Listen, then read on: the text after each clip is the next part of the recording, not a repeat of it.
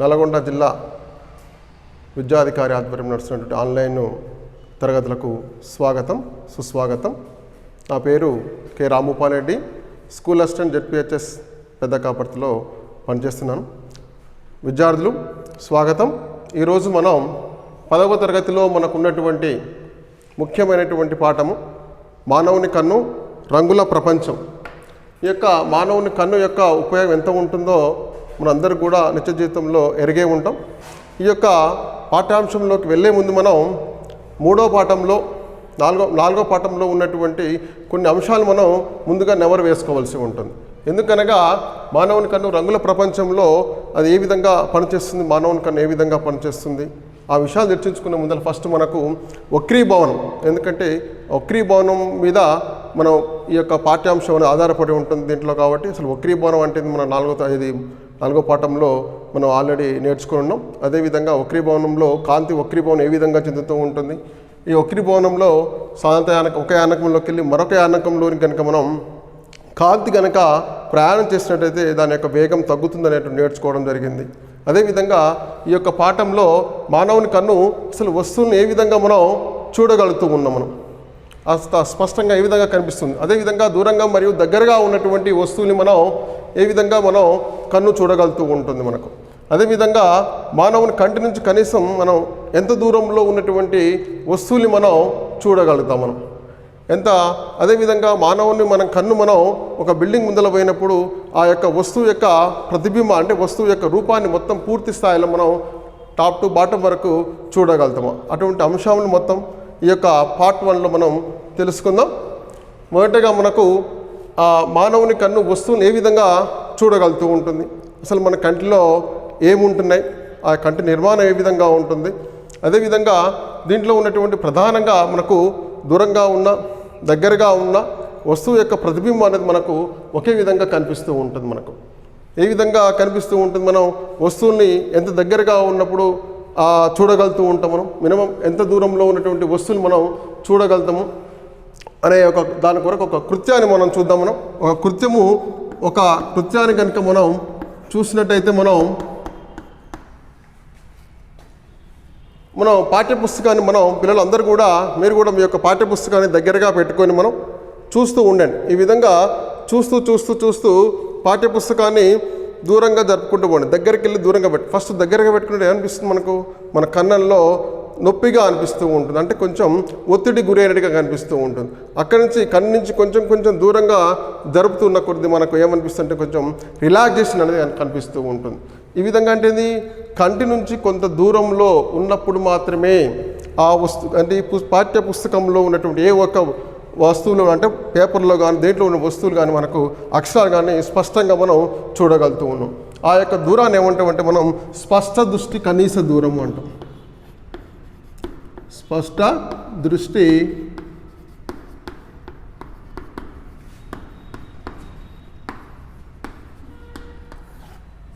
కనీస దూరం అంటే మానవుని యొక్క కన్ను ఆరోగ్యవంతమైన మానవుని కన్ను యొక్క స్పష్ట దృష్టి కనీస దూరం ఏంటంటే మనకు ఎప్పుడైతే మనం ఒక పుస్తకాన్ని పెట్టుకొని చదువుతూ ఎంతో దూరం అయితే జరిపినప్పుడు మనకు ఎటువంటి ఒత్తిడి లేకుండా స్పష్టంగా అక్షరం క్లియర్గా మనం చూడగలిగినామో ఆ దూరాన్ని కనుక మనం కొలుసుకున్నట్టయితే ఆ దూరాన్ని ఏమంటామంటే మనం స్పష్ట దృష్టి కనీస దూరం అంటాం. ఇది ఆరోగ్యవంతమైనటువంటి మానవునికి ఎంత ఉంటుందంటే మనం కొలిచినట్టయితే మనకు 20 సెంటీమీటర్ల దూరం అనేది ఉంటూ ఉంటుంది. ఆ 20 సెంటీమీటర్ల దూరానికి ముందుగా వచ్చేటది బట్టి మనకు ఆ యొక్క అక్షరాలు అనేది స్పష్టంగా కనిపించకుండా కొంచెం బారినట్టుగా కనిపిస్తూ ఉంటుంది. మరి ఇది అందరికీ ఒకే విధంగా ఉంటుందంటే ఉండదు. ఎందుకు ఉండదు పిల్లలు? ఎందుకంటే మీరు నేను ఒకటేనంటే కాదు, ఎందుకంటే మీరు పిల్లలు కాబట్టి పిల్లలు మనం చూస్తూ ఉంటాం. మన తమ్ముళ్ళు కానీ ఇవన్నీ కూడా చూసినప్పుడు ఏం చేస్తుంటారు, వాళ్ళ పిల్లలు ఆ బుక్స్ని దగ్గరగా కంటికి ఇట్లా దగ్గర పెట్టుకొని వాళ్ళు చదువుతూ ఉంటుంటారు. వాళ్ళు ఎందుకు వాళ్ళకి ఎట్లా కనిపిస్తుంది సార్, మనకు డౌట్ వస్తూ ఉంటుంది. మనమేమో 25 సెంటీమీటర్స్ అంటున్నాం, చిన్నపిల్లల్లోకి ఏమవుతుంటే ఈ యొక్క స్పష్ట దృష్టి కనీస దూరం అనేది వాళ్ళకు 20 సెంటీమీటర్లు ఉండదు, వాళ్ళకు కనీసం 9 నుంచి 15 సెంటీమీటర్ల మధ్యలోనే ఉంటుంది వాళ్ళకు స్పష్ట దృష్టి కనీస దూరం అనేది. ఇంకా మన పెద్దవాళ్ళు మన తాతలు కానీ వాళ్ళు కూడా దగ్గరగా ఉన్నటువంటి వస్తువు చూడలేకపోతుంటారు, దగ్గరకు వచ్చిన వాళ్ళు గమనించలేకపోతూ ఉంటారు. వాళ్ళలో ఏమవుతుందంటే స్పష్ట దృష్టి కనీస దూరం అనేది 1 మీటర్ నుంచి 2 మీటర్లలోకి ఉంటూ ఉంటుంది. పెద్దవాళ్ళలో 1 మీటర్ నుంచి 2 మీటర్ల వరకు స్పష్ట దృష్టి కనీస దూరం అనేది మనకు ఉంటూ ఉంటుంది. ఈ విధంగా మనం కంటిని ఎటువంటి ఒత్తిడి లేకుండా స్పష్టంగా అక్షరాలని మనం చదవగలిగినట్టయితే ఆ దూరాన్ని ఏమంటామంటే మనం స్పష్ట దృష్టి కనీస దూరము అంటాం. ఇది ఆరోగ్యవంతమైన మానవునికి 20 సెంటీమీటర్ల దూరంలో ఉంటుంది. పిల్లల్లో అయితే ఆ స్పష్ట దృష్టి కనీస దూరం అనేది కొంచెం తక్కువగా ఉంటుంది. 9 నుంచి 15 సెంటీమీటర్ల దూరంలో వారిని వస్తువులు వాళ్ళు ఆ అక్షరాలు స్పష్టంగా వాళ్ళు చదవగలుగుతూ ఉంటారు. అదేవిధంగా పెద్దవాళ్ళకైతే 1 మీటర్ నుంచి 2 మీటర్ల వరకు ఉంటూ ఉంటుంది. మరి ఈ విధంగా దగ్గరగా ఉన్న వస్తువు మనం 20 సెంటీమీటర్ల దూరంలో ఉన్న వస్తువును చూస్తూ ఉన్నాం. ఇంకొక కృత్యాన్ని చూద్దాం మన పిల్లలు. ఈ యొక్క కృత్యంలో మనం కనీసం 20 సెంటీమీటర్ల దూరంలో అన్నాం కదా, ఆ 20 సెంటీమీటర్ల దూరంలో ఉన్నటువంటి వస్తువులు మనం పూర్తిగా చూడగలుగుతామా? ఫర్ ఎగ్జాంపుల్ మనం ఒక టెలిఫోన్ స్తంభం ముందర నిలబడి 20 సెంటీమీటర్ల దూరంలో స్తంభం నిలబడి మా స్తంభం చూసినట్టయితే మనకు ఆ స్తంభం టాప్ టు బాటమ్ మనకు కనిపిస్తూ ఉంటుందా? పైనుంచి కింది వరకు గెస్ చేయండి. కనిపించదు కదా? కనిపించదు మనకు. ఎందుకు కనిపించదు? మనం దూరంగా ఉన్నప్పటికి కూడా ఆ వస్తువులు కనిపించలేకపోతూ ఉన్నాం. మరి ఎంత దూరంలో ఉన్నటువంటి వస్తువుని మనం ఆ వస్తువుని స్పష్టంగా మనం చూడగలుగుతాం అంటే పైనుంచి కింది వరకు, అంటే ఆ వస్తువుని పూర్తి స్థాయిలో టాప్ టు బాటమ్ ఎప్పుడు చూడగలుగుతూ ఉంటాం అంటే మనం దీని ఒక యాక్టివిటీ చూసుకుందాం. మనం ఈ విధంగా మానవుని కన్ను అనుకున్నట్టయితే ఇక్కడ రకరకాల పొడవుల్లో ఉన్నటువంటి కొన్ని వస్తువులు తీసుకుందాం. 20 సెంటీమీటర్లు 30 సెంటీమీటర్లు ఉన్నటువంటి కొన్ని వస్తువులు తీసుకొని మనం 20 సెంటీమీటర్లో దూరంలో ఉంచుదాం. 20 సెంటీమీటర్ల దూరంలో ఉంచిన ఆ వస్తువు పూర్తి స్థాయిలో మనకు ఎప్పుడు కనిపిస్తూ ఉంటుంది? ఒక్కసారి మనం 8th క్లాస్లో దాన్ని మనం గుర్తు చేసుకుందాం. ఏం కనిపిస్తుంది? క్యాండిల్ ప్రయోగంలో చూసుకున్నాం. కాంతి యొక్క ఇది కాంతి ఏ విధంగా ప్రయాణం చేస్తున్న రుజుమార్గంలో ప్రయాణం చేసినటువంటి ఆ టాపిక్లో చూసుకున్నప్పుడు ఈ విధంగా ఈ యొక్క పైకెళ్ళి వచ్చేటటువంటి కాంతి కిరణము అదేవిధంగా కిందికెళ్ళి వచ్చేటటువంటి కాంతి కిరణం రెండు కూడా మన కంటిలో పడినప్పుడు ఆ వస్తువు యొక్క పూర్తి ప్రతిబింబం అనేది మనకు కనిపిస్తూ ఉంటుంది. అదేవిధంగా ఏబి అనేటటువంటి ఈ స్థానంలో ఉన్నప్పుడు ఆ వస్తువు యొక్క పూర్తి ప్రతిబింబం చూసాం. అదేవిధంగా ఇక్కడ సిడి అనేటటువంటి మరొక వస్తువు తీసుకున్నాం. ఇది ఒక 20 సెంటీమీటర్లు తీసుకుందాం. అదేవిధంగా ఇది 30 సెంటీమీటర్ల పొడవు ఉన్నటువంటి మరొక కర్రను తీసుకొని మన కంటి ముందర సేమ్ దూరంలో పెడదాం. పెట్టినట్టయితే మనకు కనిపిస్తుంది అంటే అప్పుడు మనకు కనిపించదు. ఎందుకు అంటే ఈ యొక్క మన కంటికి వెళ్ళి వచ్చేటటువంటి ఆ వస్తువులన్నీ దూరం పెరుగుతూ ఉన్నట్టయితే మనకు ఆ యొక్క పూర్తి ప్రతిబింబం కనిపించాలంటే మనకు ఇది చూసినట్టయితే మనకు ఒక్కొక్కసారి ఈ విధంగా దూరంగా వెళ్ళిపోతూ ఉంటుంది. ఈ విధంగా మనం పొడిగించుకుంటూ పోయేటైతే మనకి ఇక్కడ వరకే కనిపిస్తూ ఉంటుంది. ఇది ఇక్కడ పొడిగించుకున్నట్టయితే ఇక్కడ వరకే కనిపిస్తూ ఉంటుంది. అదేవిధంగా ముందులో పెట్టిన ఒక వస్తువుని పెట్టేసింది మనం A' B' అనే వస్తువుని. ఫర్ ఎగ్జాంపుల్ ఇదే ఏబి యొక్క వస్తువుని మనం A' B' మనం ముందు జరిపినప్పుడు ఈ వస్తువు పూర్తి స్థాయిలో కనిపిస్తుంది అంటే మనకు కనిపించడం లేదు. ఎందుకు కనిపించడం లేదంటే ఇక్కడి నుంచి సి మరియు డిఈ మరియు ఎఫ్ స్థానం మాత్రమే కనిపిస్తుంది. ఇది మాత్రమే మనకు స్పష్టంగా కనిపిస్తూ ఉంటుంది. ఈ టాప్ టు బాటం కనిపించడం లేదు. కన్ను కిందికి మీదికి కదిలించకుండా చూసినట్టయితే మనకు ఈ భాగం మాత్రమే కనిపిస్తూ ఉంటుంది. ఎందుకంటే పైకెళ్ళి వచ్చేటటువంటి కాంతి కిరణాలు కిందికెళ్ళి వచ్చేటటువంటి కాంతి కిరణాలు ఈ రెండు కూడా మన కంటిలో మీద చేసేటటువంటి ఈ కోణం ఏదైతే ఉంటుందో ఆ కోణంలో వచ్చిన మాత్రమే ఆ వస్తువు యొక్క ఫిగర్ అనేది మనకు కంటిలోకి కనిపించడం ఆ వస్తువును మనం చూడగలుగుతూ ఉంటాం. కానీ A' B' మొత్తం పూర్తి స్థాయిలో చూడలేకపోతూ ఉంటాం.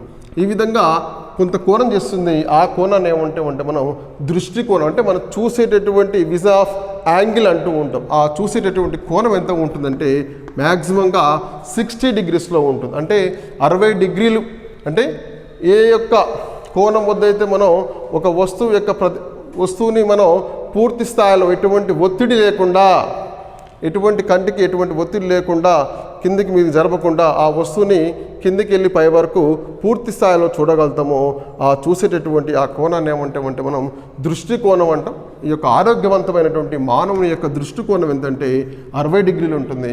ఇంకా 60 degrees కంటే ఎత్తుగా ఉన్నటువంటి వస్తువులు అంటే 60 degrees కంటే తక్కువ ఉన్న వస్తువులు కూడా మనం చూడగలుగుతూ ఉంటాం. ఫర్ ఎగ్జాంపుల్ ఇక్కడ చూస్తూ ఉన్నాం. ఇప్పుడు ఇది మనకు స్పష్టంగా కనిపిస్తూ ఉంటుంది. ఎందుకంటే దీన్ని ఈ విధంగా పొడిగించుకుంటూ పోతే ఏమవుతుంది మనకు ఇది కనిపిస్తూ ఉంటుంది. 60 degrees కంటే తక్కువనే చేస్తూ ఉంటుంది కాబట్టి. ఈ విధంగా మనం చూడండి, మనం దూరంగా జరిగినాం అనుకుందాం. ఫర్ ఎగ్జాంపుల్ మనం ఒక బిల్డింగ్ నుంచి మనం దూరంగా చూసినాం అనుకోండి, ఏమనిపిస్తూ ఉంటుంది, మనకు ఆ ఇల్లు స్పష్టంగా కనిపిస్తూ ఉంటుంది. అదే బిల్డింగ్ దగ్గర పోయి చూస్తే మనకు ఆ బిల్డింగ్ అనిపిస్తుందా, మనకు కనిపించడం లేదు. మనం గుట్టల దగ్గరికి వెళ్ళినప్పుడు చూసినాం అనుకోండి, ఎప్పుడన్నా ఆ యాదగిరి గుట్ట కానీ అక్కడ పోయినప్పుడు చూసినప్పుడు ఏమనిపిస్తుంది, మనకు ఆ గుట్ట మీద ఉన్నటువంటి ఇల్లు మొత్తం కూడా చిన్న చిన్న అగ్గిపెట్టెలాగా కనిపిస్తూ ఉంటుంటాయి. అదే దగ్గర పోతే ఆ ఇల్లు మొత్తం కనిపిస్తూ ఉంటుందంటే, గుట్ట కనిపిస్తుందంటే కనిపించటం లేదు. ఎందుకంటే ఆ యొక్క వచ్చేటటువంటి ఆ కాంతి కిరణాలు, ఆ యొక్క గుట్ట పైకి వెళ్ళి కిందికి వచ్చే కాంతి కిరణాలు మన కంటి వద్ద చేసేటటువంటి కోణం అనేది ఎంతైతే ఉంటుందో ఆ కోణం అనేది 60 డిగ్రీల కంటే మ్యాక్సిమం 60 డిగ్రీల కంటే తక్కువ ఉన్నా కానీ మన కంటిలోకి చేరుతూ ఉంటుంది, టాప్ టు బాటం మన చేరుతూ ఉంటుంది. కాబట్టి ఆ కోణాన్ని ఏమంటామంటే మనం దృష్టి కోణము అంటాం. ఈ విధంగా ఆరోగ్యవంతమైనటువంటి మానవుని యొక్క దృష్టి కోణం ఎంత అంటే 60 డిగ్రీలుగా మనం చూసుకోవచ్చు. ఈ విధంగా స్పష్ట దృష్టి కృత్యం 1లో స్పష్ట దృష్టి కనీస దూరం చూసుకున్నాం. అంటే మానవుని యొక్క కన్ను ఎటువంటి ఒత్తిడి లేకుండా క్లారిటీగా, అంటే ఎటువంటి లోపల లేకుండా మస్క లేకుండా చూసేటటువంటి కనీస దూరం ఎంతంటే 20 సెంటీమీటర్లు. అదేవిధంగా మానవుని కన్ను ఎటువంటి ఒత్తిడి గురి కాకుండా టాప్ టు బాటం చూసేటటువంటి కోణం ఎంతంటే 60 డిగ్రీలు ఉంటుంది. దాన్ని ఏమంటామంటే మనం దృష్టి కోణము అంటాం. ఏమంటుందని మనం దృష్టి కోణము అంటాం. యాంగిల్ ఆఫ్ విజన్ అంటాం మన ఇంగ్లీష్లో. ఈ యొక్క దృష్టి కోణము ఎంత ఉంటుందంటే 60 డిగ్రీలు ఆరోగ్యవంతమైన. ఈ యొక్క దృష్టి కోణం కూడా మారుతూ ఉంటుంది. ఎందుకంటే పెద్దల్లో ఒక తీరుగా ఉంటుంది, చిన్నపిల్లల్లో ఒక తీరుగా ఉంటుంది. మరి ఈ విధంగా మార్పు రావడానికి గల కారణం ఏంటిది? ఎందుకు దృష్టి కోణాలు అనేవి అందరిలో ఒకే విధంగా ఉండటం లేదు? దృష్టి కోణం అనేది పిల్లల్లో ఒక తీరుగా ఉంటుంది, అదేవిధంగా వయసు మళ్ళుతూ ఉన్నట్టయితే మనకు తేడా ఉంటుంది. మరి యొక్క మానవుని యొక్క కన్నులో దృష్టి కోణంలో ఎందుకు తేడా ఉంటుంది? అదేవిధంగా అసలు మానవుల్లో కన్నులో ఏ విధంగా ప్రతిబింబాన్ని లోపల మనకు ఏర్పరుస్తూ ఉంటుంది, ఆ వస్తువును మనం చూడగలుగుతూ ఉంటాడు. మనం ఫస్ట్ ఆఫ్ ఆల్ ఏం చేయాలి, మనం అసలు మానవుని యొక్క కన్ను నిర్మాణం ఏ విధంగా ఉంటుందో చూద్దాం. మనం మానవుని యొక్క కంటి నిర్మాణం ఏ విధంగా ఉంటుందో చూద్దాం. ఆ కంటిలో ఉండేటటువంటి భాగాలు ఏంటేంటివి, మనకు ఆ కంటిలో ఏ భాగాలు ఉంటాయి, ఏ భాగాల ద్వారా మనం వస్తువు అనేది ఏర్పడుతూ ఉంటుందో చూద్దాం ఒక్కసారి. ఆ మానవుని యొక్క కంటి నిర్మాణం ఏ విధంగా ఉంటుందో చూసుకుందాం. ఆ మానవుని కంటిలో ఏమేం భాగాలు ఉంటాయి. మానవుని కన్ను అనేది ఐబాల్ అంటూ ఉంటాం మనం. ఈ యొక్క ఒక కన్ను అనేది మనం చూడడానికి బయటికి కనిపించేటటువంటి కన్ను అనేది గోళాకృతిలో మనకు కనిపిస్తూ ఉంటుంది, కొంచెం ముందులా ఉబ్బెత్తుగా ఉండటే కనిపిస్తూ ఉంటుంది. ఈ విధంగా మానవుని ఐబాల్ అంటూ ఉంటుంది. మనం మానవుని యొక్క కన్ను నిర్మాణం ఈ విధంగా ఉంటుంది.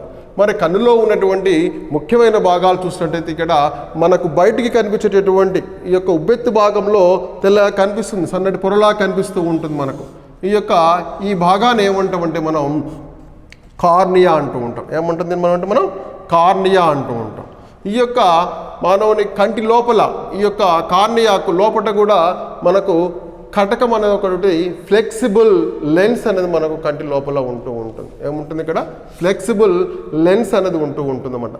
ఈ యొక్క ఫ్లెక్సిబుల్ లెన్స్ కటకం అనేది మనకు ఉంటూ ఉంటుంది. ఈ యొక్క కటకానికి అదేవిధంగా ఈ యొక్క కార్నియాకు మధ్యలో ఒక చిక్కటి ద్రవం అనేది ఉంటూ ఉంటుంది. దాన్ని ఏముంటామంటే మనం నేత్రోదక ద్రవము అంటూ ఉంటాం. మనకు నేత్రోదక ద్రవము అంటాం.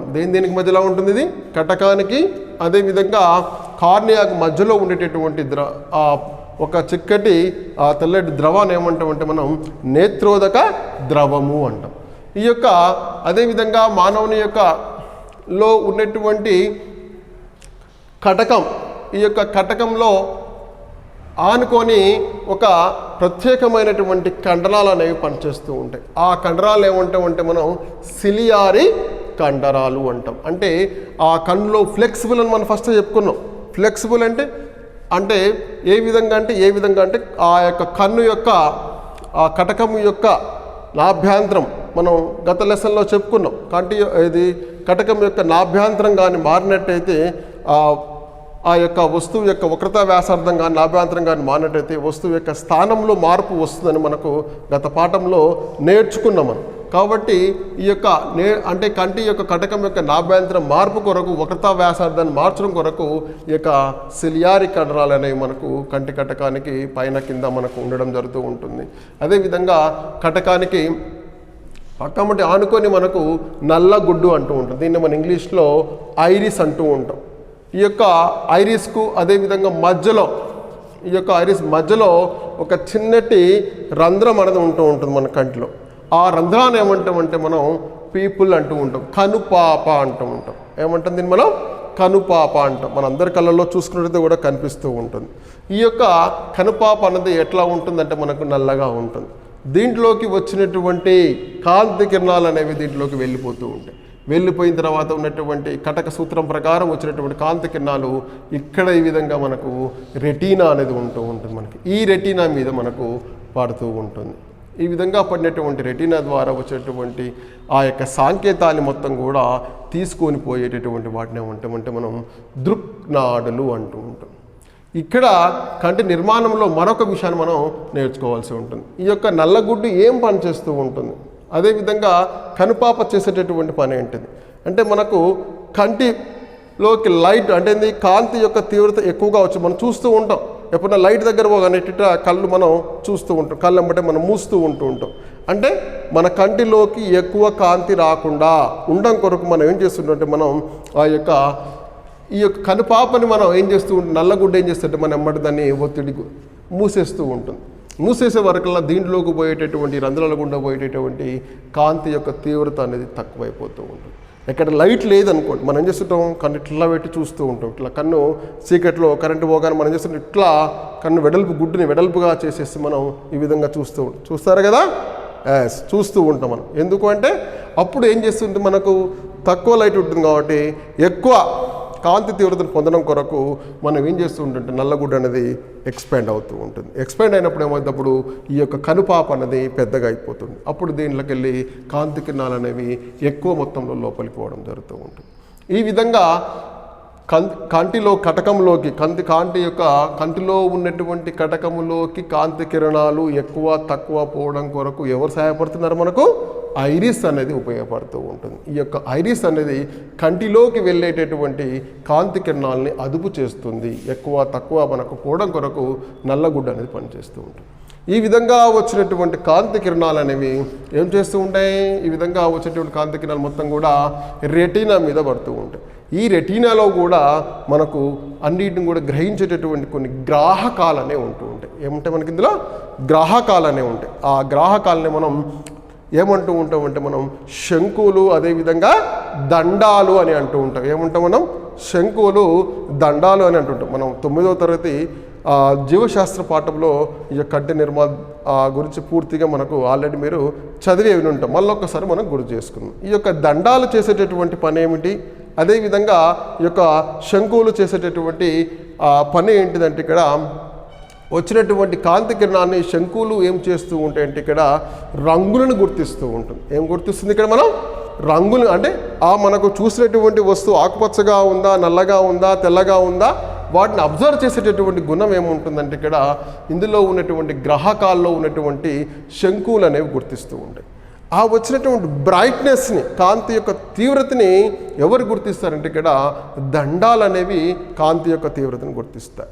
ఆ గుర్తించినటువంటి ఈ యొక్క కాంతి తీవ్రతని ఆ యొక్క రంగుల్ని గ్రహించినటువంటి ఆ గ్రాహకాల ద్వారా లాస్ట్కు ఈ యొక్క నాడుల ద్వారా బయటకు ఆ నాడులు ఏమంటామంటే మన దృక్ నాడులు అంటే చూసేటటువంటి అంటే మనం చూసినటువంటి వాటిని నాడుల ద్వారా ఎక్కడికి వెళ్తూ ఉంటుంది మొత్తం కూడా మన సెంట్రల్ నర్వస్ సిస్టమ్ అనేటువంటి బ్రెయిన్కి వెళ్ళిపోతూ ఉంటుంది. అంటే మెదడుకు చేరవేస్తూ ఉంటుంది. చూస్తున్నాము, నువ్వు పచ్చటి వస్తువు చూసాము, తెల్లటి వస్తువు చూసాము, అందులో ముళ్ళు ఉన్నది, వాటన్నిటి ఇన్ఫర్మేషన్ మొత్తం కూడా ఈ యొక్క నాడుల ద్వారా మనకు బ్రెయిన్కి చేరదీయడం జరుగుతూ ఉంటుంది.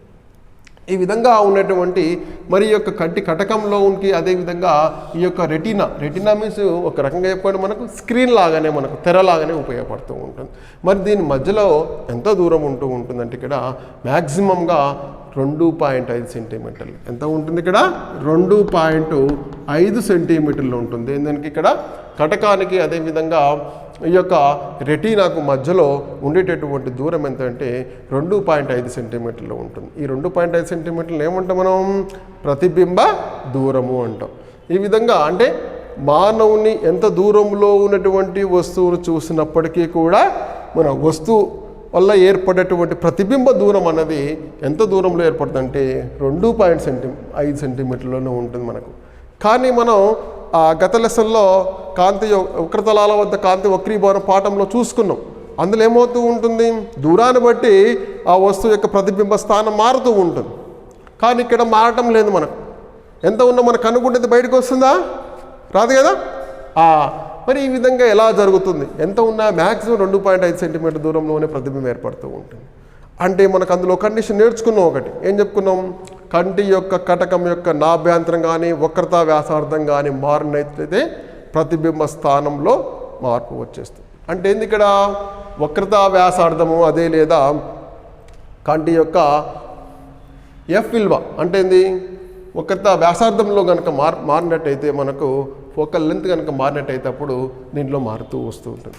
అంటే ఇక్కడ మారుతుందంటే ఏం చేయాలి మనం, ఇందులో ఉన్నటువంటి కటకంలో మనం ఫస్ట్ చెప్పుకున్నాం ఫ్లెక్సిబుల్గా ఉంటుంది. ఆ ఫ్లెక్సిబుల్గా ఉండేటటువంటి కటకము ఒకసారి ఎక్స్పెండ్ అవుతూ ఉంటుంది, ఒకసారి దగ్గరగా అవుతూ ఉంటుంది. ఎక్స్పెండ్ ఎప్పుడు అవుతూ ఉంటుంది, మనకు స్పష్టంగా కనపడలేదు ఇట్లా పెట్టి చూస్తూ ఉంటాం, కన్ను ఇట్లా పెట్టి చూస్తూ ఉంటుంటాం, అప్పుడు ఎక్స్పెండ్ అవుతూ ఉంటుంది.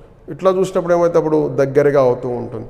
ఈ విధంగా అంటే మ్యాక్సిమం ఎంత దూరంలో ఉన్నటువంటి వస్తువులు మనం చూడగలుగుతూ ఉంటాం. అదేవిధంగా మ్యాక్సిమం అంటే మినిమం గరిష్టంగా కంటి యొక్క వక్రత కేంద్రం అనేది ఎంత దూరంలో ఉంటుంది. అదేవిధంగా తక్కువలో తక్కువ కనిష్ట వక్రత కేంద్రం అనేది ఎంత ఉంటుందో మనకు తెలుసుకుందాం. పిల్లలు ఇప్పుడు మనం చెప్పుకున్నట్టుగా అంటే మానవుని యొక్క కంటి యొక్క నాభ్యంతరం కనుక మారినట్టయితే దాని యొక్క ప్రతిబింబ దూరంలో మార్పు అనేది వస్తుందని మనం చెప్పుకున్నాం. మరి నాభ్యంతరం ఏ విధంగా ఉంటుంది అంటే కంటి కటకం యొక్క గరిష్ట నాభ్యంతరం ఎంత, కనిష్టంగా ఎంత నాభ్యంతరం ఉంటుందో మరొక తరగతిలో మనం తెలుసుకుందాం. పిల్లలు ఇప్పటివరకు అందరికీ అర్థమైంది కదా. ఓకే, మరొకసారి మీరు టెక్స్ట్ బుక్ చూడండి. అదేవిధంగా SCERT వాళ్ళు ఇచ్చేటువంటి వర్క్షీట్స్లో కూడా దీన్ని పూర్తి చేయగలరు. ఓకే, నమస్కారం.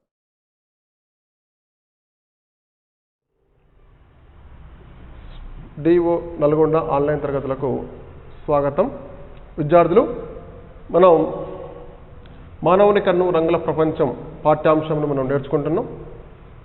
మొదటి తరగతిలో మానవుని కన్ను ఎంత దూరంలో ఉన్న వస్తువులను స్పష్టంగా చూడగలుగుతూ ఉన్నాం, ఎంత దూరంలో అంటే ఎంత కోణంలో ఉన్నటువంటి వస్తువులను మనం పూర్తి స్థాయిలో మనం చూడగలుగుతూ ఉన్నాం. పూర్తి స్థాయి అంటే పైనుంచి కింది వరకు ఎటువంటి తలకాయ తిప్పకుండా చూడగలుగుతూ ఉన్నాం.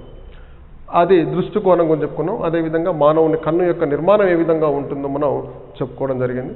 ఆ మానవుని కన్ను నిర్మాణంలో ఒక ఫ్లెక్సిబుల్ కటకం అనేది ఉంటుంది. ఆ కటకం చేపట్టే మనకు మానవుని ఆ వస్తువులు ఎంత దూరంలో ఉన్నప్పటికీ ఎంత దగ్గరగా ఉన్నప్పటికీ ఆ వస్తువు ఏర్పడేటటువంటి ప్రతిబింబ దూరం మాత్రం ఒకటే స్థానంలో మార్పు అనేది ఉన్నది. 2.5 సెంటీమీటర్లు ఉంటున్నట్టుగా చెప్పుకోవడం జరిగింది.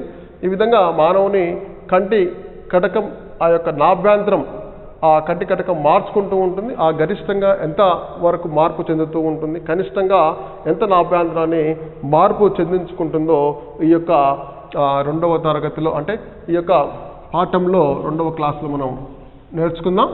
ఫస్ట్ మానవుని కంటి కటకం గరిష్టంగా ఎంత నాభ్యంతరాన్ని సర్దుబాటు చేసుకుంటుంది అంటే ఎంత గరిష్టంగా చేసేటటువంటి నాభ్యంతరం ఎంత అంటే ఇది కంటి కటకం యొక్క గరిష్ట నాభ్యంతరం.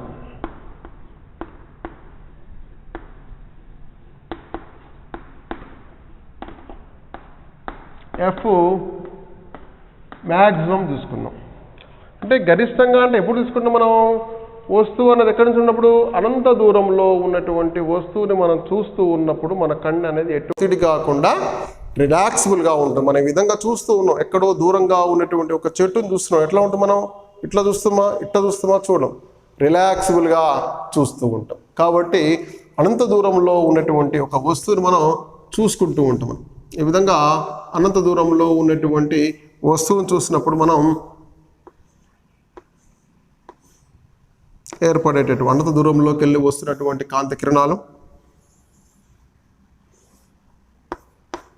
ఈ విధంగా రెటినా మీద వక్రీభవనం చెందిన తర్వాత రెటినా మీద కేంద్రీకృతమై ఇక్కడ ఏమవుతూ ఉంటుంది, మనకు ప్రతిబింబం ఏర్పడుతూ ఉంటుంది.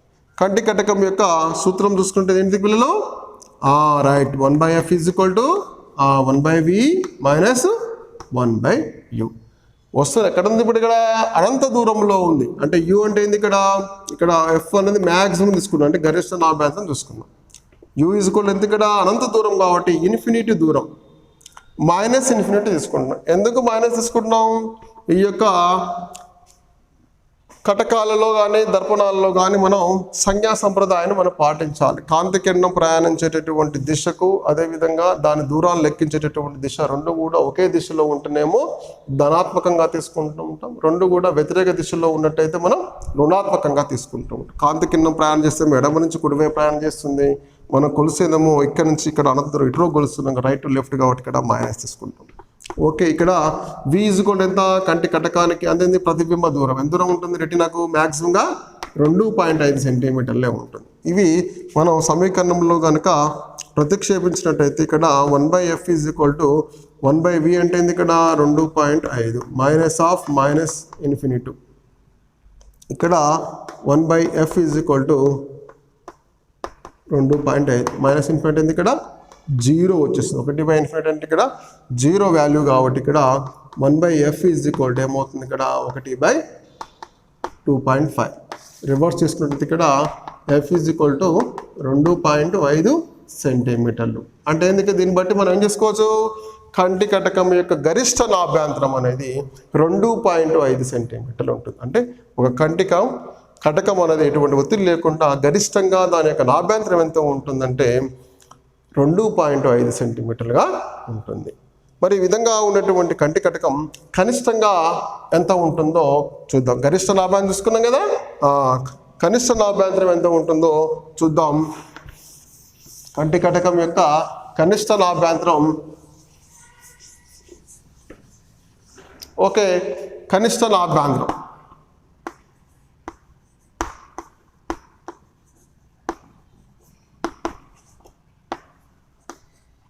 F మినిమం అంటే తక్కువ నాభ్యంతరం ఉంటుంది. కనిష్టంగా ఎంత నాభ్యంతరం ఉంటుంది? కనిష్టంగా అంటే ఇప్పుడు స్పష్ట దృష్టి కనీస దూరంలో ఉన్నప్పుడు. స్పష్ట దృష్టి కనీస దూరం ఎంత? కటకంది మానవుని కన్ను యొక్క స్పష్ట దృష్టి కనీస దూరం ఎంత? 25 సెంటీమీటర్. అంటే వస్తువు 25 సెంటీమీటర్ల దూరంలో ఉన్నప్పుడు మనం వస్తువుని ఎటువంటి ఒత్తిడి లేకుండా చూడగలుగుతూ ఉంటాం. కాబట్టి అది యొక్క కనిష్ట దూరం అంటే ఇక్కడ కనిష్ట నాభ్యంతరాన్ని మనం వస్తువు ఎక్కడ ఉంచుతాం? మనం 25 సెంటీమీటర్ల దూరంలో కనుక మనకు వస్తువుని కనుక మనకు ఉంచినట్టయితే ఏ విధంగా ఏర్పడుతుందో చూద్దాం.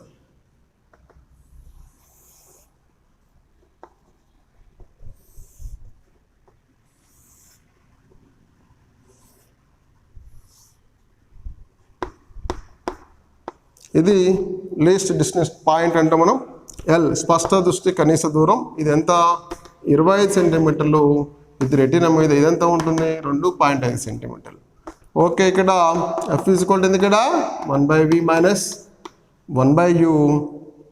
ఇక్కడ v = ఎంత? 2.5 సెంటీమీటర్లు. ప్రతిబింబ దూరం మారదు. నెక్స్ట్ u = ఎంత తీసుకున్నాం మనం? ఎక్కడ ఉంచిన వస్తువుని మనం 25 సెంటీమీటర్ల దూరంలో ఉంచున్నాం. u = 25 సెంటీమీటర్లు. ఏం తీసుకోవాలి? ఇక్కడ మైనస్ తీసుకోవాలి. ఎందుకు మైనస్ తీసుకోవాలంటే వ్యతిరేక దిశలో మనం క్వాలిఫై చేస్తున్నాం కాబట్టి, క్యాల్కులేట్ చేస్తున్నాం కాబట్టి. ఓకే, 1/f = ఇక్కడ 1/v అంటే 2.5 -1/-25. ఇక్కడ 1/f = ఏమొస్తుంది? ఇక్కడ 1/2.5 + 1/25. దీని కనుక మనం సింప్లిఫై చేసుకుంటే ఇక్కడ 11/25 అవుతుంది. ఈ యొక్క కట్ చేసుకుంటే ఇక్కడ 1/f = 1/2.27 వచ్చేస్తుంది. So that is f = 2.27 centimetres. దీన్ని మనం కట్ చేసుకున్నట్టయితే ఇక్కడ f మినిమం = ఎంతంటే ఇక్కడ 2.27 సెంటీమీటర్లుగా ఉంటుంది. అంటే మానవుని కంటి కటకం యొక్క కనిష్ట నాభ్యంతరం ఎంత ఉంటుందంటే 2.27 సెంటీమీటర్లుగా ఉంటుంది. ఎంత? గరిష్టమేమో 2.5, కనిష్టమేమో 2.27. అంటే మానవుని యొక్క కన్ను 2.27 సెంటీమీటర్ల నుండి 2.5 సెంటీమీటర్ల నాభ్యంతరాన్ని మాత్రమే అడ్జస్ట్మెంట్ చేసుకోగలుగుతుంది. ఆ విధంగా చేసుకోగలిగినప్పుడు మనకు ఎటువంటి దోషాలు లేకుండా ఉంటాయి.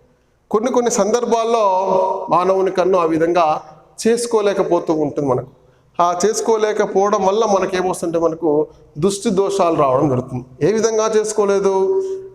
కొంతమంది వాళ్ళ యొక్క కంటి కటకంలో కనిష్ట నాభ్యంతరం అనేది 2.27 సెంటీమీటర్ల కంటే ఎక్కువగా ఉంటుంది. గరిష్ట నాభ్యంతరం 2.5 సెంటీమీటర్ల కంటే తక్కువగా ఉంటుంది. ఇలాంటి సందర్భంలో వాళ్ళలో దృష్టి దోషాలు అనేవి రావడం జరుగుతూ ఉంటుంది.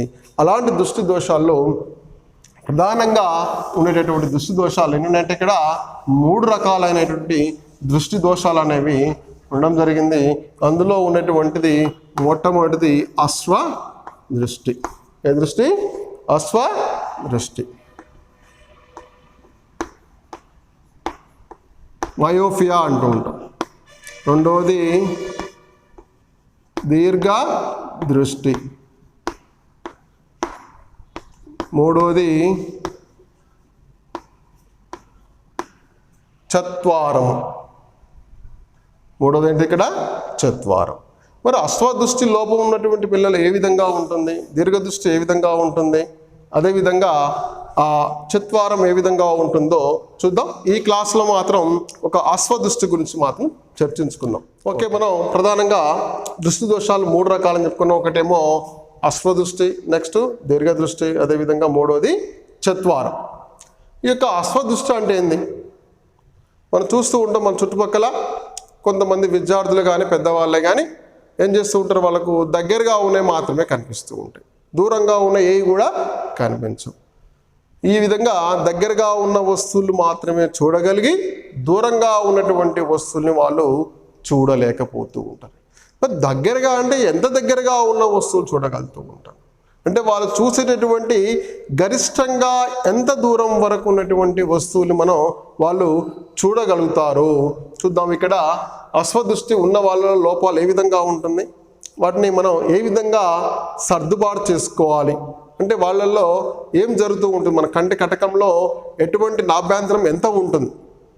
ఈ విధంగా అశ్వదృష్టి లోపాలు ఉన్నటువంటి వాళ్ళల్లో మన కంటి కటకం యొక్క నాభ్యంతరం అనేది 2.5 సెంటీమీటర్ల కంటే తక్కువగా ఉంటుంది. అంటే గరిష్ట నాభ్యంతరం అనేది ఎంత ఉంటుందంటే 2.5 సెంటీమీటర్ల కంటే తక్కువగా ఉంటుంది. గరిష్ట నాభ్యంతరం అనేది 2.5 సెంటీమీటర్ల కంటే తక్కువగా ఉండడం చేత వాళ్ళ యొక్క అంటే చూసినటువంటి అంటే దూరంకెళ్ళి వచ్చేటటువంటి కాంతి కిరణాల వల్ల ఏర్పడే ప్రతిబింబం అనేది రెటీనాకు చేరక ముందుగానే ఇక్కడ కొలిగ్ కావడం జరుగుతూ ఉంటుంది. ముందుగానే కలుసుకోవడం వల్ల ప్రతిబింబం అనేది మన కంటిలో ఏర్పడదు.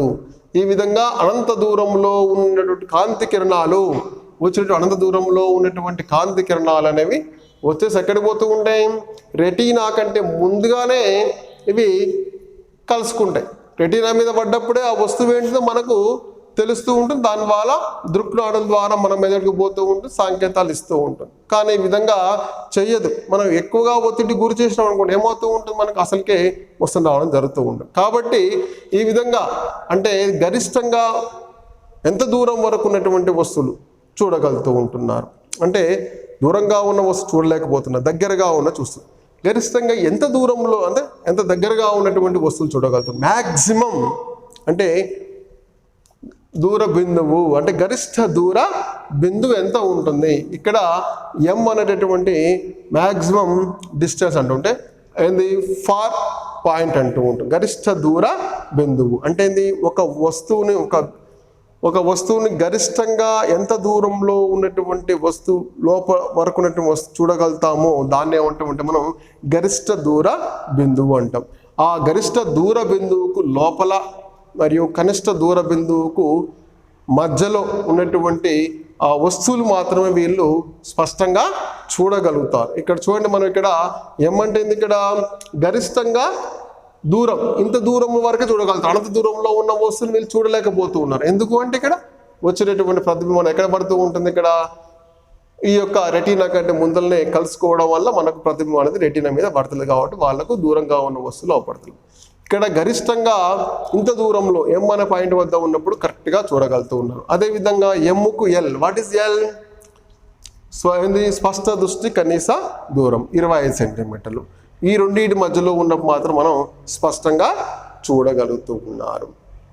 ఈ విధంగా మనం ఈ యొక్క దృష్టి దోషం ఉన్నటువంటి వాళ్ళ కొరకు కరెక్ట్గా అంటే ఇక్కడ అనంత దూరంలో ఉన్నటువంటి వస్తువు యొక్క ప్రతిబింబాన్ని కూడా మనం స్పష్టంగా చూడాలి అంటే వీరికి కూడా సరి అయినటువంటి కటకాన్ని కనుక వినియోగించినట్టయితే వాళ్ళకు ఎక్కడ ఏర్పాటు చూసుకోవాలి, మనం ఎటువంటి కటకాన్ని ఉపయోగించుకోవాలంటే ఇక్కడ అనంత దూరంలో ఉన్న వస్తువు యొక్క ప్రతిబింబం అనేది మనకు ఎట్లా గరిష్ట దూర బిందువు వద్ద పడేటట్టుగా, గరిష్ట దూర బిందువుకు మరియు స్పష్ట దృష్టి కనీస దూరం ఆ రెండింటి మధ్యలో ఏర్పడే విధంగా ఉండేట్టుగా చూసుకొని సరి అయినటువంటి కటకాన్ని కనుక మనకు వినియోగించుకున్నట్టయితే మనకు వాళ్ళ యొక్క దృష్టి లోపాన్ని పోగొట్టుకోవచ్చు.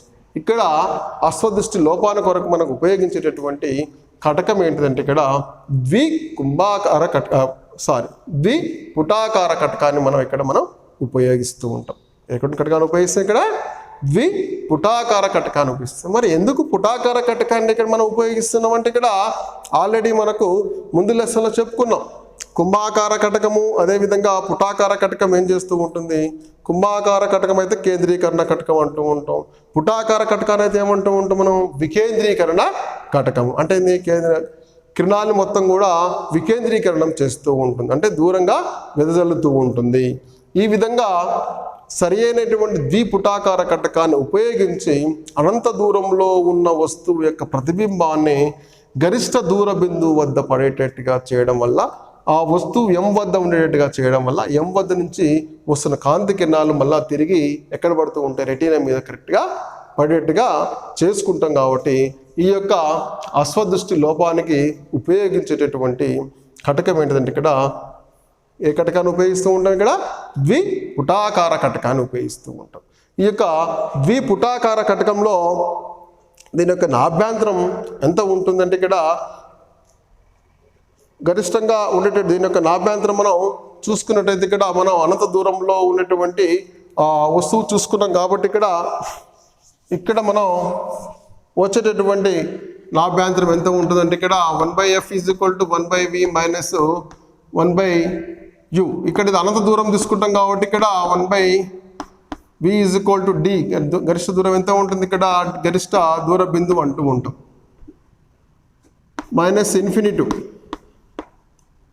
ఇన్ఫినిటీ కాబట్టి ఇక్కడ 1/f = 1/- d. ఇక్కడ మైనస్ ఎందుకు వచ్చింది, ఇక్కడ వస్తువు ఎక్కడ ఉంది, ఇక్కడ దూరం ఇది కటకానికి ఇదేమవుతుంది ఇక్కడ ప్రతిబింబం అవుతూ ఉంటుంది కాబట్టి ఇక్కడ -d తీసుకుంటాం. సో f = -d అంటాం. సో ఇక్కడ మైనస్ అనే గుర్తు వచ్చిందంటే ఇక్కడ ఏంటంటే ఇక్కడ మైనస్ అనే గుర్తు దేనికి వస్తుంది, మనకు పుటాకార కటకానికి మాత్రమే మనకు వస్తూ ఉంటుంది. కాబట్టి ఇక్కడ మనం ఉపయోగించేటటువంటి కటకం ఏంటిదంటే ద్విపుటాకార కటకాన్ని ఉపయోగించుకోవడం వల్ల అస్వదృష్టి లోపాన్ని మనం సరి చేసుకోవచ్చు. పిల్లలు అర్థమైంది కదా. ఈ యొక్క దృష్టి లోపాల్లో అస్వదృష్టి లోపాన్ని ఏ విధంగా సవరించుకుంటాము, అస్వదృష్టి లోపాలు ఉపయోగించేటటువంటి కటకం ఏంటిది, అస్వదృష్టిలో ఉన్న లోపాలు ఉన్నటువంటి వాళ్ళలో ఏ విధంగా ఉంటుందంటే దగ్గరగా ఉన్నటువంటి వస్తువుని చూస్తూ ఉంటారు, దూరంగా ఉన్నటువంటి వస్తువుని వాళ్ళు చూడలేకపోతూ ఉంటారు. పిల్లలు విన్నారు కదా. రేపు మిగతా ఉన్నటువంటి 2 దృష్టి దోషాలైనటువంటి అస్వదృష్టి అదేవిధంగా చత్వారము కటక సామర్థ్యం గురించి మనం నెక్స్ట్ క్లాస్లో మరో తరగతి క్లాస్లో నేర్చుకుందాం. ఓకే.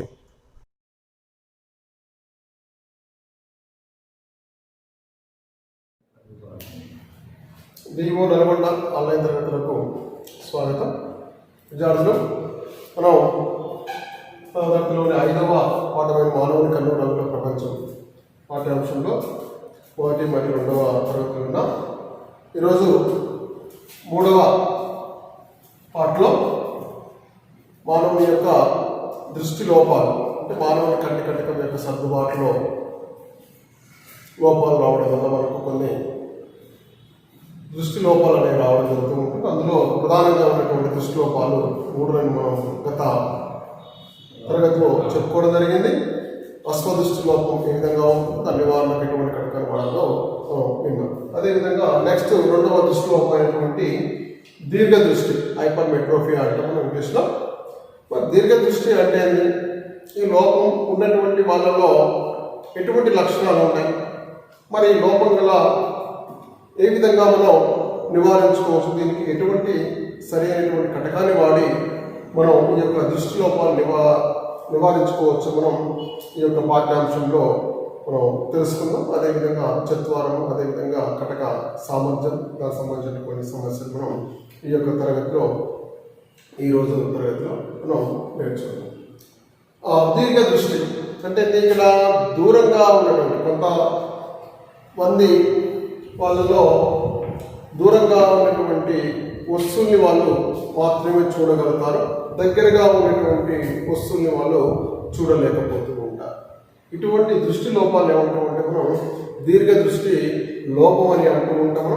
మనకు దూరంగా ఉన్న వస్తువులు కనిపిస్తూ ఉంటాయి. మనసు దగ్గరగా వచ్చినా అతను గుద్దుకుంటూ పోతూ ఉంటాడు, అతను గమనించలేకపోతూ ఉంటాడు. ఇటువంటి దోషాన్ని ఏమంటామంటే మనం దీర్ఘ దృష్టి అంటాం.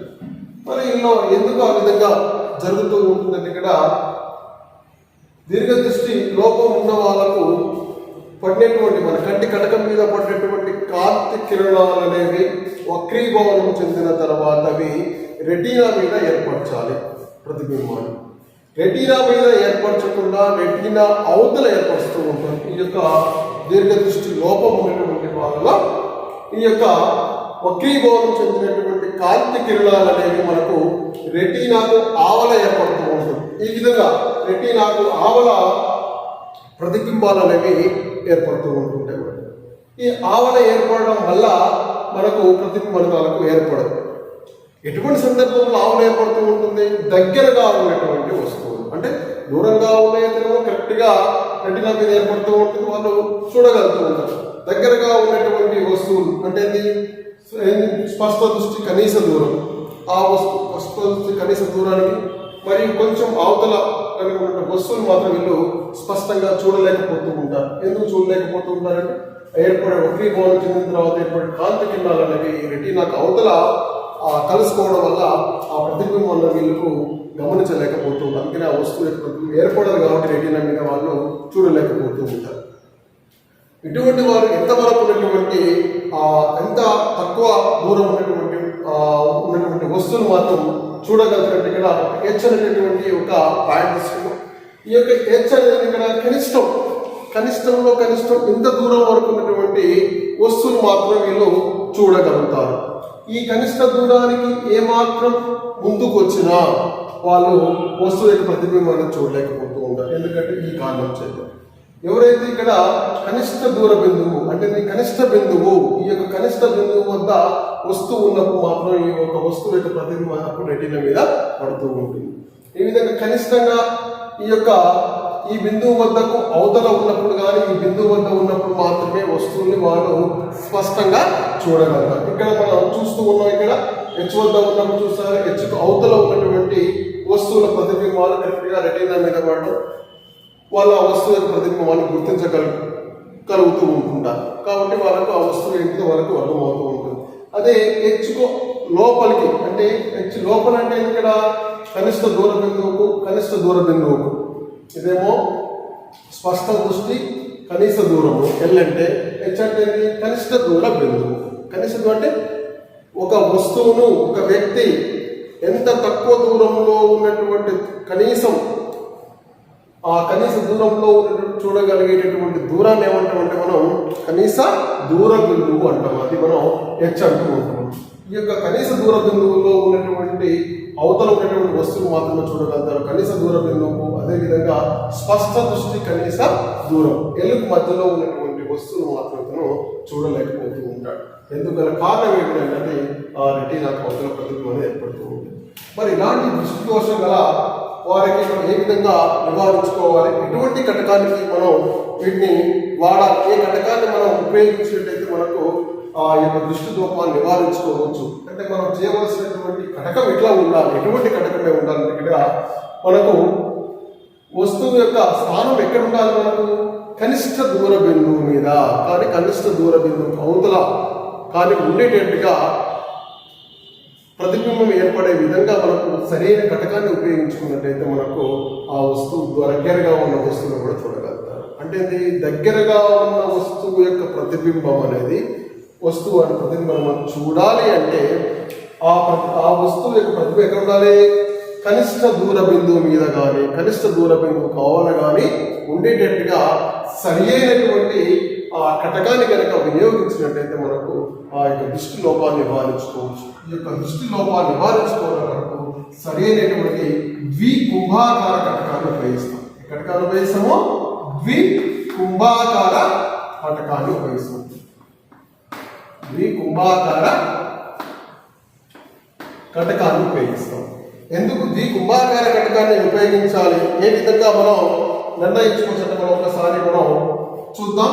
కటక సూత్రాలు కనుక మనం ఉపయోగించుకున్నది ఇక్కడ 1/f = 1/v - 1/u తీసుకుంటాం. ఇక్కడ u అనేది ఏంటి, ఇక్కడ వస్తువు యొక్క దూరం. ఎక్కడ తీసుకున్నాం మనం వస్తువుని, మనం ఈ యొక్క స్పష్ట దృష్టి కనీస దూరం, అక్కడ ఉన్న వస్తువుని కూడా మనం చూసుకోవాలి. కాబట్టి అంటే దగ్గరగా ఉన్న వస్తువుని కూడా చూడాలి దీర్ఘ దృష్టి లోపం ఉన్నవాళ్ళు. సో ఇక్కడ u ఏమొస్తుంది, ఇక్కడ 25 తీసుకుంటాం. ఏ 25 తీసుకుంటాం మనం, -25 వస్తుంది. ఎందుకు మైనస్ వస్తూ ఉంటుందంటే మనకు కాంతి కిరణం ప్రయాణ దిశకు అదేవిధంగా మనం కురిసేటటువంటి ప్రయాణ దిశకు వ్యతిరేకంగా ఉంటుంది కాబట్టి 25 సెంటీమీటర్స్. సో v ఏం తీసుకుంటాం అంటే ఇక్కడ d అని తీసుకున్నాం. ఏంటిది, వాట్ ఈస్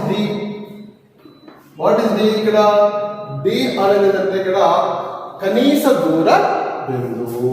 కనీస దూర బిందువు యొక్క దూరం అంటే హెచ్కు అదేవిధంగా కంటి కటకానికి మధ్య ఉన్నటువంటి దూరాన్ని మనం d లాగా తీసుకుంటున్నాం. d అంటే ఇక్కడ ప్రతిబింబ దూరం. ఏ ప్రతిబింబ దూరం, కనీస దూర బిందువుకు అదేవిధంగా కంటికి ధ్రువానికి మధ్య గల దూరం.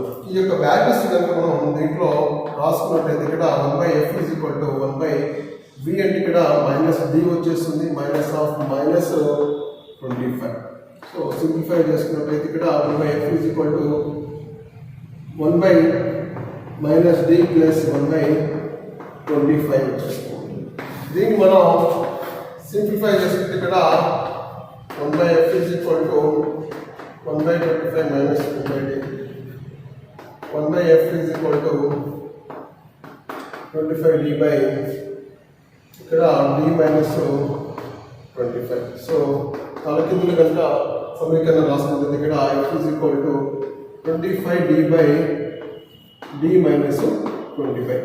ఈ సమీకరణంలో కనుక మనం ఉపయోగించేటటువంటి కటకం యొక్క ఆ దూరాన్ని కనుక మనం కరెక్ట్గా ఐడెంటిఫై అంటే ఆ వ్యక్తి యొక్క ఏ వ్యక్తికైతే దూరం వస్తువును చూడలేరో ఆ వ్యక్తి యొక్క కనీస దూర బిందువు కనుక మనం తెలుసుకున్నట్లయితే d వాల్యూ కనుక సబ్స్టిట్యూషన్ అయితే ఆ సంబంధించినటువంటి కటక నాభ్యాంతం అనేది మనకు ఐడెంటిఫై చేసుకోవచ్చు.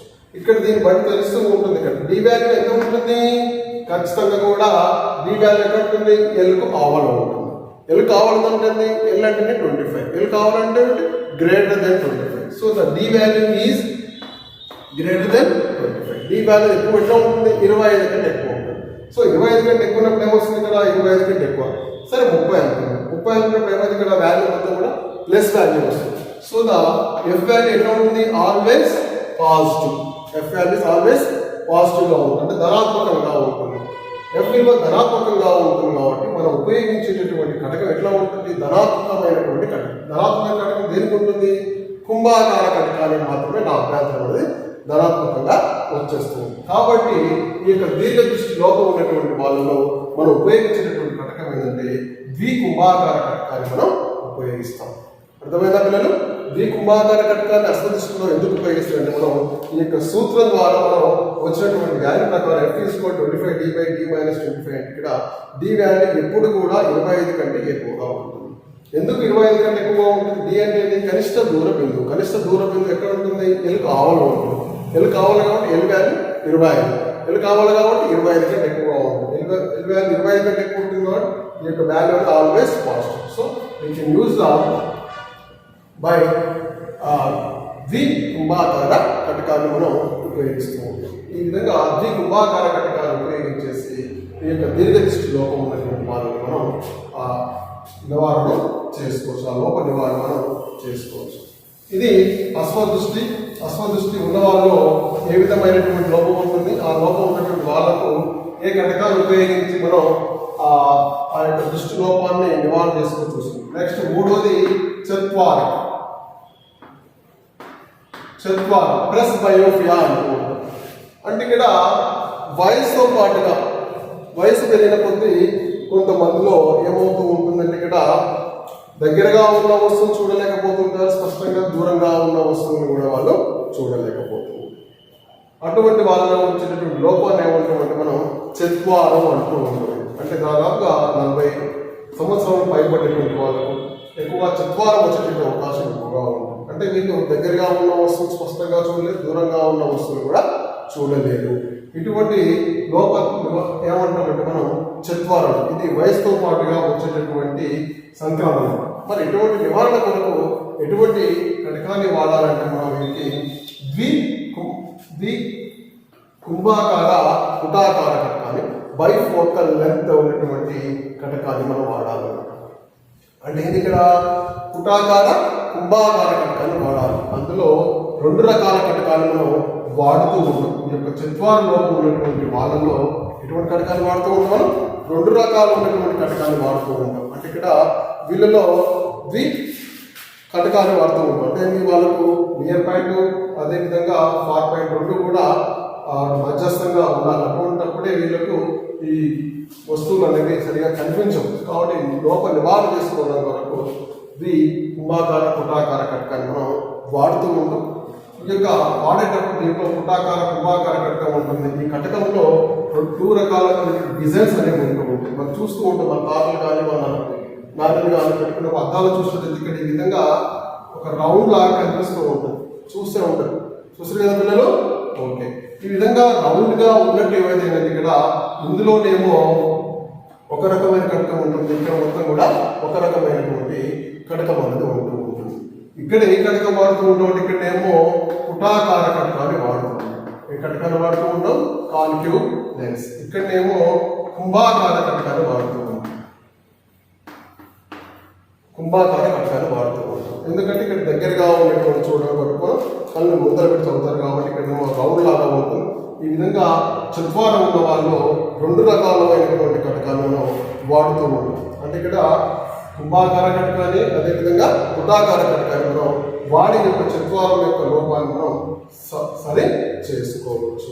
దీంట్లో పుటాకార కటకాన్ని ఎక్కడ వాడతారు, కుంభాకార కటకాన్ని ఎక్కడ వాడతారు అంటే పై భాగంలోనేమో పుటాకార కటకాన్ని, క్రింది భాగంలో ఏమో మనం కుంభాకార కటకాన్ని వాడుతూ ఉంటాం.